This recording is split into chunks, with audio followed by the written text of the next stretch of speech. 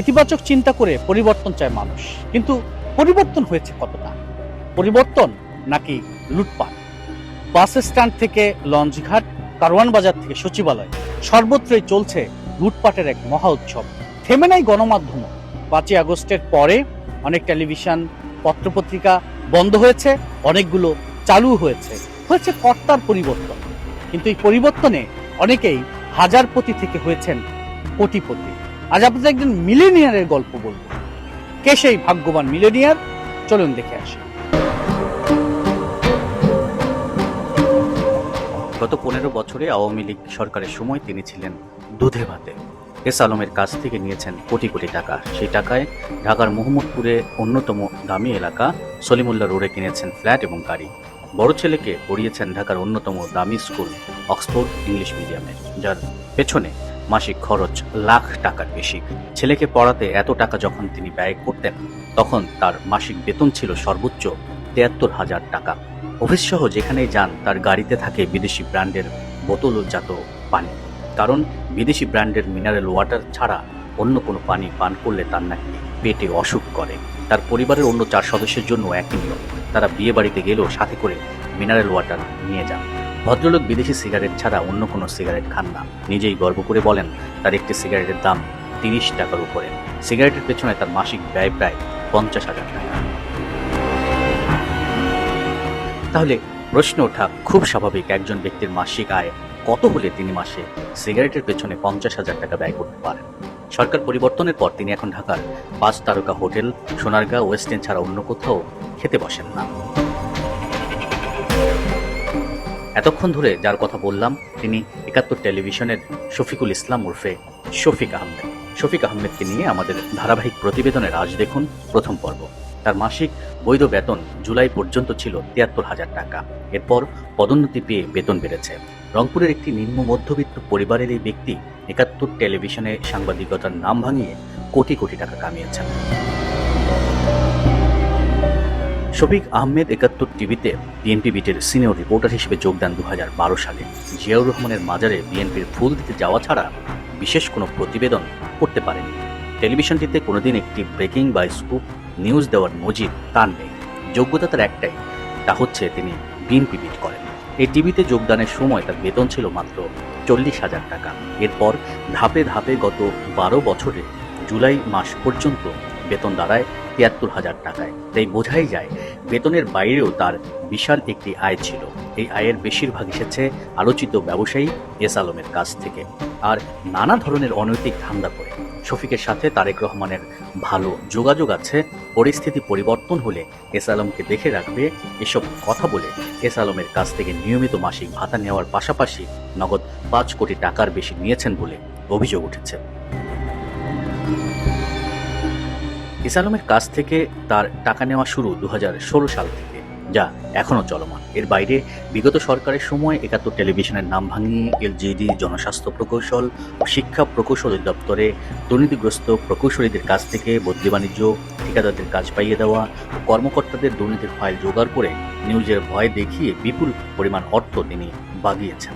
সরকার পরিবর্তনের পর বিএনপির লোক হিসেবে নিজেকে পরিচয় দিয়ে তার চাঁদাবাজির ক্ষেত্র আরও ব্যাপকভাবে বিস্তৃত হয়েছে।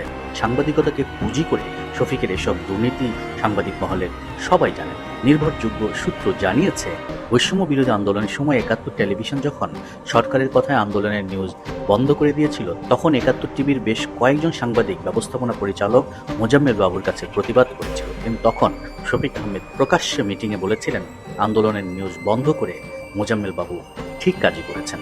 সেই শফিক 5 আগস্টের পর বিএনপি সমর্থক দাবি করে বিশেষ প্রতিনিধি থেকে সরাসরি সিওও এবং হেড অফ নিউজ হয়ে গেছেন। শফিক কতটা দুর্নীতিগ্রস্ত তা তার ব্যাংক হিসেব বিশ্লেষণ করলেই বোঝা যায়। আমাদের হাতে তার ব্যাংক হিসেবের পুরো তথ্য এসেছে। সেখানে দেখা যায় সিওও হবার পর ব্যাংকে বেতন ঢোকে 1,11,000 টাকা। মিউচুয়াল ট্রাস্ট ব্যাংকের এই স্যালারি অ্যাকাউন্টে জুলাই 2022 থেকে ডিসেম্বর 2024 পর্যন্ত অর্থাৎ 30 মাসে তার বেতন ও বোনাসের বাইরে 1,45,27,881 টাকার বেশি জমা হয়েছে। এর মধ্যে 71 টিভির হেড অফ নিউজ হওয়ার পর আগস্ট থেকে ডিসেম্বর পর্যন্ত তার অ্যাকাউন্টে বেতনের বাইরে জমা হয়েছে ৬৬,৩০,৭৪৯ টাকা। এর মধ্যে শুধু একটি হাউজিং কোম্পানির কাছ থেকে নিয়েছেন ৫০ লাখ টাকার উপরে। এই হাউজিং কোম্পানিটির নাম ওয়ে হাউজিং। তারা কেন এত টাকা দিচ্ছেন তা অনুসন্ধান করা জরুরি। আমরা এই হাউজিং কোম্পানির ব্যবস্থাপনা পরিচালক নাজমুল ইসলামের সাথে যোগাযোগ করেছিলাম। তিনি এ বিষয়ে কোনো মন্তব্য করতে চাননি। নিজের নামে অস্বাভাবিক ব্যাংকিং লেনদেনের বাইরেও শফিক আহমেদের স্ত্রী রিহানা পারভিন রেশমার নামে লাখ লাখ টাকা আছে বিডিবিএল ব্যাংকে। সেখানে একটি হিসেবে ৪০ লাখ টাকার লেনদেন এবং ৪৫ লাখ টাকার সঞ্চয়পত্র পাওয়া গেছে। এছাড়া শালিকা ও শাশুড়ির নামেও ব্যাংক ও পোস্ট অফিসে আলাদা আলাদা অর্ধ কোটি টাকার সঞ্চয়পত্র করেছেন শফিক। রাজবাংলা ব্যাংকেও শফিকের নামে একাধিক ব্যাংক অ্যাকাউন্টের অস্তিত্ব পাওয়া গেছে। সেখানে ২০২০ সালের ডিসেম্বর থেকে ২০২২ সালের মে পর্যন্ত ১৮ মাসে প্রায় ৩৮ লাখ টাকার লেনদেন হয়েছে। গত বছর শফিক আহমেদ কানাডা ও আমেরিকায় তার এক ঘনিষ্ঠ ক্রাইম পার্টনারকে নিয়ে ১ মাসের জন্য ঘুরতে গিয়েছিলেন। এরপর এসে বিভিন্ন জায়গায় গর্বের সাথে বলেছিলেন তিনি ২০ লাখ টাকার বেশি ব্যয় করে এসেছেন। ৫ তারকা হোটেল ছাড়া কোথাও থাকেননি। টাকার গরম দেখানোর জন্য সিনিয়র রিপোর্টার থাকাকালীন সময়ে তিনি ৭১ টিভির কারওয়ান বাজার অফিসে নিজের জন্য একটি বড় ফ্রিজ কিনে আনেন, যে ফ্রিজের মধ্যে শুধু তার খাবার ও পানি থাকে। অন্য সহকর্মীরা যাতে ব্যবহার করতে না পারে সেজন্য সবসময় ফ্রিজটি তালাবদ্ধ করে রাখতেন তিনি। গত ১৫ বছরে বিভিন্ন জায়গা থেকে ৭১ টিভির নাম ভাঙিয়ে টাকা আদায় করার অনেক অভিযোগ তার বিরুদ্ধে আসলেও সবসময় তিনি মোজাম্মেল বাবুর বিশেষ আনুকূল্যের কারণে পার পেয়ে যেতেন। কারণ মোজাম্মেল বাবুকে সবসময় বলতেন বিএনপি ক্ষমতায় এলে তিনি তাকে বাঁচাবেন। এজন্য শফিক সবসময় তারেক রহমান, মির্জা ফখরুল ইসলাম আলমগীর ও বরকতুল্লাহ বুলুর নাম ব্যবহার করতেন, আর তাই মোজাম্মেল বাবুও তাকে প্রশ্রয় দিতেন। ৭১ টিভির সিওও হওয়ার পরে শফিক আহমেদের জন্য হুমকি হতে পারে এমন সব ব্যক্তির চাকরি খাওয়া শুরু করেন, যার মধ্যে প্রথমেই রুশানুলে পড়েন দীর্ঘদিন বিএনপিতে কাজ করা ফারহানা রহমান। ৭১ টিভিতে কাজ করলেও গত ১৫ বছরে আওয়ামী সরকারের সময়ে সরব ছিলেন ফারহানা। সামাজিক যোগাযোগ মাধ্যমে সরকারের বিরুদ্ধে একের পর এক স্ট্যাটাস দিয়েছেন ফারহানা রহমান। জুলাই আন্দোলনের সময়ও তিনি ছাত্রদের পক্ষে ফেসবুকে সরব ছিলেন। মোজাম্মেল বাবু এজন্য বেশ কয়েকবার রাগান্বিত হলেও ফারহানা রহমান তা শুনেননি। কিন্তু আওয়ামী লীগ সরকারের সময় শফিকের ফেসবুকে একটি স্ট্যাটাসও খুঁজে পাওয়া যাবে না সরকারের বিরুদ্ধে যায় কিংবা সরকারের কেউ অখুশি হয়। অথচ সেই শফিক এখন সব জায়গায় বিপ্লবী সেজে বিএনপিকে ব্যবহার করছেন। আওয়ামী লীগ সরকারের বিরুদ্ধে সরব থাকা ফারহানা রহমানকে বার্তা প্রদান হওয়ার পরপরই দোষর আখ্যা দিয়ে চাকরি থেকে সরে যেতে চাপ দিতে থাকেন। ফারহানা তা না শুনলে অফিসে নানাভাবে হেনস্থা করতে থাকেন। এক পর্যায়ে ফারহানা রহমান অফিসে আসা বন্ধ করে দেন। ফাল্গুনী রশিদের মতো সাংবাদিকদের চাকরি থেকে ইস্তফা দিতে বাধ্য করেন তিনি। এভাবে এখন পর্যন্ত ৮ থেকে ১০ জনের চাকরি খেয়েছেন শফিক। সম্প্রতি ৭১ টিভির লন্ডন প্রতিনিধি তানভীরকে শফিক আহমেদ চাকরি ছেড়ে দিতে বলেন, আর কারণ হিসেবে বলেন এটি বিএনপির ভারপ্রাপ্ত চেয়ারম্যান তারেক রহমানের নির্দেশ। পরে তানভীর খোঁজ নিয়ে জানান তারেক রহমানের সাথে শফিক আহমেদের কোনো কথাই হয়নি। এরপর তানভীর অফিসে রিজাইন লেটার পাঠান এবং সেখানে তারেক রহমানের নামে এভাবে মিথ্যা কথা বলার প্রতিবাদ করেন। পরে তা নিয়ে ফেসবুকেও স্ট্যাটাস দেন তানভীর। এভাবে শফিক বিএনপির কেন্দ্রীয় নেতাদের নাম যখন যেখানে খুশি ব্যবহার করেন। মনোরঞ্জন করার জন্য কিছুদিন পর পর থাইল্যান্ডে যাওয়া শফিকের অন্যতম শখ। সেখানে গিয়ে স্যান্ডউইচ মাসাজ করান। একবার শপিং করে যখন ফিরছেন তখন তার ব্যাগে ছিল ২৭ জোড়া জুতা। এসব গল্প তিনি খুব মজা করে প্রেস ক্লাবের বারান্দায় বসে অন্য সাংবাদিকদের বলতে খুব ভালোবাসেন। বিএনপির বিটের প্রতিটি সাংবাদিক তার এই থাইল্যান্ড ও ২৭ জোড়া জুতার কথা জানেন। পরিবর্তিত পরিস্থিতিতে রিপোর্টার থেকে সরাসরি বার্তা প্রদান হয়ে যাওয়া শফিক তার ধান্দাবাজির পরিধি বাড়ানোর জন্য নিজের খেয়াল খুশি মতো টক শো শুরু করেছেন ৭১ টিভিতে। চাকরির বাইরে শফিক আহমেদের বৈধ কোনো আয়ের উৎস নেই। গ্রামের বাড়ি রংপুরের পীরগাছায় খোঁজ নিয়ে জানা গেছে পৈতৃক সম্পত্তি থেকে কিছু টাকা তার আয় হলেও তা বছরে ২ থেকে ৩ লাখের বেশি নয়। তাহলে এত বিপুল অর্থ তিনি কোথা থেকে পেয়েছেন তা সহজেই অনুমেয়।